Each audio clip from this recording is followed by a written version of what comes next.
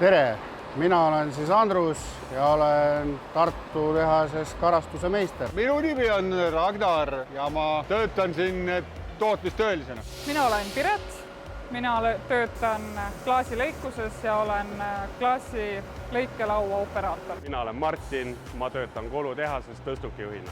Oma tööd ma kirjeldaksin 3 sõnaga. See oleks liikuv, Suhtlusrohke. Põnev, Vastutusrikas. ja mitmekesine. Minu töö juures annab mulle rahulolu tunnet see, kui töö on korrektne ja silmaga märgatav. mulle annab kõige rohkem rahulolu juhkustunnet minu oma meeskond, kellega ma koos igapäev seda tööd teen.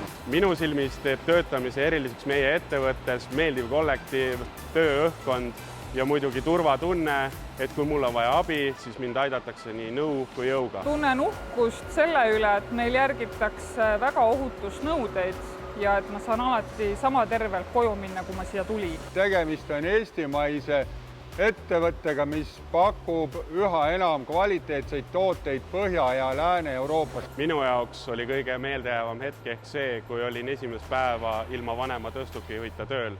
Oli nii põnevas kui elev. Kui ma umbes 10 aastat tagasi siia tööle tulin ja mind võeti vastu nagu ühtsesse suurde perre. Kõige meeldejäävamad hetked on ikka oma rumalused, millest me saame siis paremini õppida ja paremini tööd teha. Iga päev on midagi uut ja huvitavat ja üllatavat ja õppimisruumi on väga palju kogu aeg ja see ongi see kõige meeldejäävam, see õppimisrohkus ja koostöö tegemine. Sina, kes sa soovid siia ettevõttesse tööle tulla, julge pealehakkamine on pool võitu, karta pole midagi.